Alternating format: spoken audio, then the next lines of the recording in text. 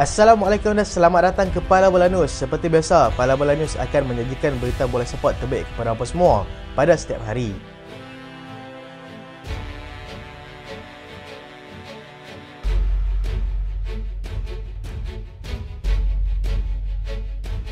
Kita mulakan dengan hasil Liga Juara-Juara Eropah. Arsenal marah ke peringkat seterusnya selepas tewaskan pasukan Porto 4-2 menerusi penentuan sepakan penalti. Barcelona tidak berdepan masalah untuk menang ke atas pasukan Napoli dengan agregat 4-2. Dan jangan lupa saksikan perlawanan UCL yang akan berjalan pada awal pagi esok antara pasukan Atletico Madrid dan juga pasukan Inter Milan dan pasukan Borussia Dortmund dan juga pasukan PSV Eindhoven.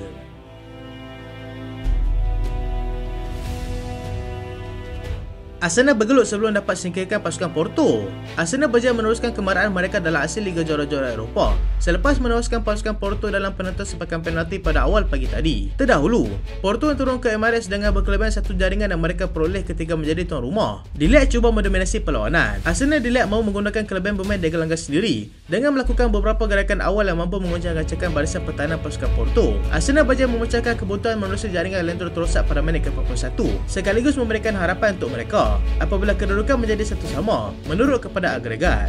Porto cuba mengatur gerak untuk mencari gol tetapi gagal kerana ketumpulan barisan serangan mereka. Kedudukan 1-0 kekal sehingga tamat masa tambahan dan kedua pasukan terpaksa ke penentuan sepakan penalti. David Raya muncul wira apabila dia berjaya menyelamatkan dua sepakan penalti pasukan Porto sekaligus membawa pasukan Arsenal untuk marah ke peringkat seterusnya.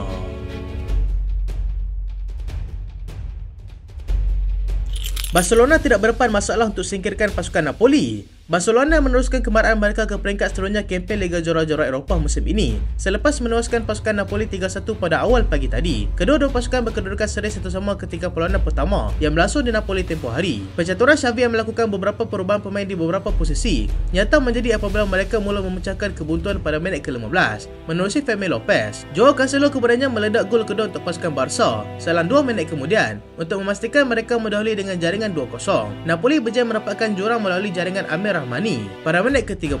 Keputusan kekal 2-1 sehingga tamat separuh masa pertama. Babak kedua Barcelona lebih garang dengan mereka berjaya melakukan 8 shot on target berbanding Napoli yang gagal mencatatkan sebarang shot on target. Walaupun dengan kehadiran penyerang utama mereka iaitu Victor Osimhen, Napoli dilihat seperti tidak bermain untuk menyekat pasukan Barca yang lebih banyak masalah dalaman. Robert Lewandowski akhirnya berjaya meledak gol ketiga pada minit ke-83 sekaligus memastikan kemarahan mereka ke peringkat seterusnya.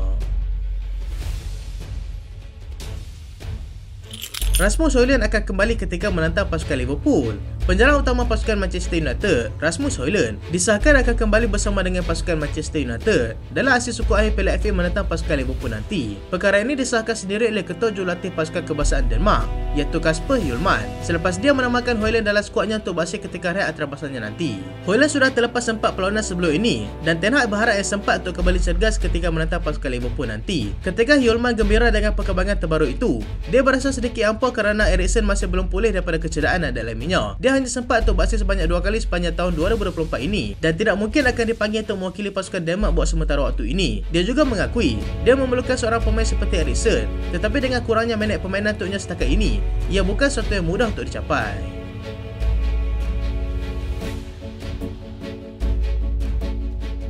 Mason Mount kembali jalani latihan. Pemain tengah pasukan Manchester United, Mason Mount, yang tidak bermain sejak 4 bulan yang lalu akibat daripada kecederaan pada betisnya, dilihat sudah menjalani latihan penuh bersama dengan pasukan. Pemain yang berusia 25 tahun itu dilihat mengalami musim yang agak sukar di Manchester United selepas hanya berjaya tampil sebanyak 12 kali dalam setiap kejohanan yang mereka sertai. Menurut pengurus mereka iaitu Erik ten Hag, sekembalinya Mount dalam pasukan sudah pasti memberikan impak yang cukup besar untuk mereka kerana mereka pada ketika ini sedang bertugas lumus untuk naik ke kelompok 4 pasukan terbaik demi mengejar sasaran mereka iaitu ke kempen Liga Juara-Juara Eropah pada musim hadapan. Selain itu, Aaron Wan-Bissaka dan juga Harry Maguire juga dijangka akan kembali cergas dalam masa terdekat ini. United juga mengumumkan pendapatan suku kedua mereka sebanyak 225.8 juta pound kerana mereka layak untuk berhasil di peringkat kumpulan Liga Juara-Juara Eropah sebelum ini. Hutang mereka bagaimanapun kekal berjumlah 509.6 juta pound sehingga bulan Disember 2023 dan itu termasuk pinjaman yang mereka lakukan iaitu sebanyak 266.8 juta pound.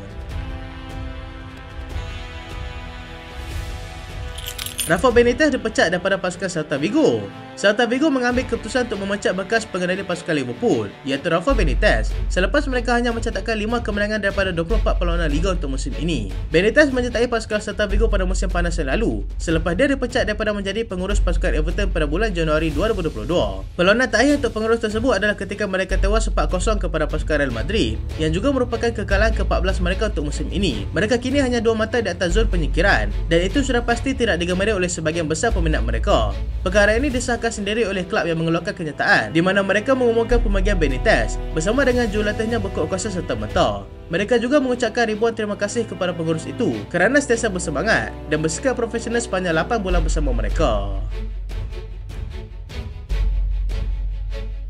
Liverpool sahkan kepulangan Michael Edwards. Berita positif buat peminat-peminat pasukan Liverpool apabila pemilik kelab kesayangan mereka iaitu FSG ataupun Fenway Sport Group mengumumkan yang Michael Edwards sah kembali bersama dengan mereka dengan kali ini. Dia akan memegang jawatan selaku CEO of Football di sana. Peranan Edwards kali ini diperluaskan sehingga dia bakal menjadi individu yang bertanggungjawab untuk mencari satu lagi kelab baru yang bakal menjadi sumber pencarian bakat baru untuk Liverpool di masa akan datang. Selain Edwards, Richard Hughes juga mengesahkan yang dia akan menyertai Edwards di Liverpool sebagai supporting director yang baru nanti. Menurut rekod, Michael Edwards merupakan individu terpenting ketika mencari pemain baru. Sebelum ini di mana dia lah yang membawa masuk Mohamed Salah dan Alisson Becker daripada pasukan Roma, serta Sadio Mane dan juga Virgil van Dijk daripada pasukan Southampton satu ketika dahulu. Selepas beberapa bulan melakukan perbincangan, Edwards akhirnya bersetuju untuk menyertai sebulan pasukan Liverpool, dan berita ini sudah pasti memberikan sedikit kelegaan buat penyokong The Reds yang bakal kehilangan pengurus mereka pada hujung musim nanti, iaitu Jurgen Klopp.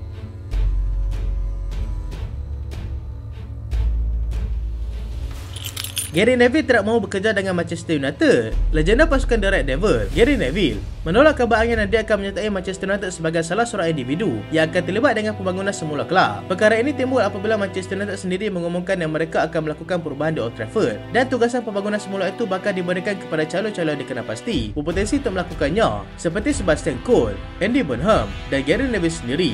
Neville bagaimanapun tidak berminat untuk menyertai projek pembangunan tersebut selagi kelab itu dimiliki oleh keluarga Glazer. Dia juga berpendapat yang dia seorang individu yang begitu lantang mengkritik cara pengurusan yang dilakukan oleh keluarga Glazer, dan jika dia menyertai mereka, sudah pasti ianya bertentangan dengan prinsip yang dia pegang selama ini. Buat masa ini, biarlah dia menumpukan sepenuh perhatian kepada menjadi pandit di sana.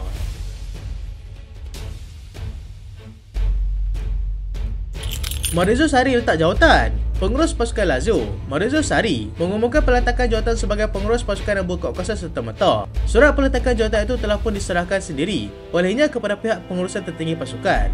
Dia mengambil tindakan tersebut selepas berang pasukannya itu tewas 2-1 kepada pasukan Udinese yang pada ketika itu sedang bertarung di kelompok bawahan Liga. Satu pertemuan dilakukan selepas perlawanan tersebut di mana dia didesak untuk memberikan penjelasan penurunan tahap prestasi anak buahnya pada ketika ini. Dia juga kononnya bertanya kembali kepada pihak pengurusan di mana mereka masih mahukannya sebagai seorang pengurus ataupun mahu dia mengundurkan diri. Tetapi tak ada siapa pun memberikan jawapan dan perkara itu menyebabkan dia mengambil keputusan untuk meletakkan jawatan. Rekod Sarri sepanjang 3 tahun bersama dengan pasukan Lazio dengan dia berjaya menang 65 kali, kalah 42 kali dan seri 30 kali daripada 137 perlawanan. Lazio pada ketika ini berminat untuk mendapatkan legenda Jerman iaitu Miroslav Klose untuk menjadi pengganti kepada pengurus itu.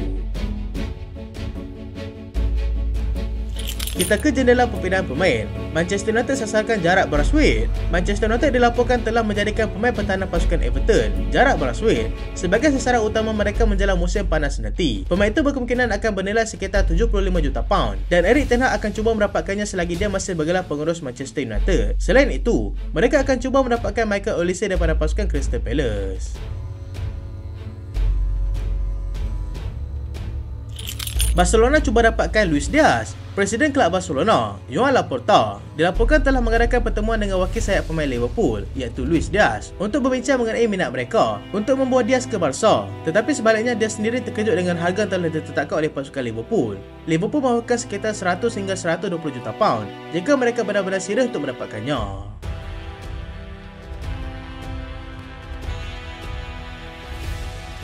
Arsenal dan Chelsea bergaduh untuk dapatkan Sesko. Arsenal dan Chelsea kini sedang bertarung untuk cuba mendapatkan penyerang pasukan Leipzig iaitu Benjamin Sesko. Kedua pasukan ini dikatakan akan cuba bertemu dengan wakil pemain tersebut dalam masa terdekat ini sebagai langkah awal untuk mendapatkannya. Selain Chelsea dan juga Arsenal, Napoli juga berminat untuk mendapatkan pemain itu sekiranya Osimhen meninggalkan mereka pada musim panas nanti. Jurgen Klopp cadangkan Ryan Aït-Nouri. Walaupun dia sudah membuat keputusan untuk meninggalkan pasukan Liverpool, Jurgen Klopp sempat lagi memberikan cadangan untuk mereka cuba mendapatkan pemain left back pasukan Wolves, iaitu Ryan Aït-Nouri. Pemain itu juga sudah diintai oleh pasukan Manchester United.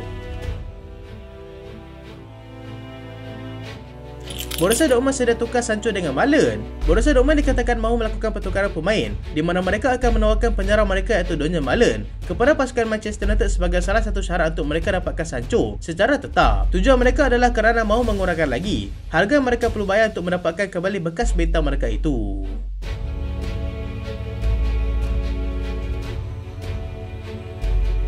Itulah berita pada kali ini dan terima kasih sebab tonton sampai habis. Jangan lupa like, jangan lupa share, jangan lupa subscribe. Aku Solian. Assalamualaikum.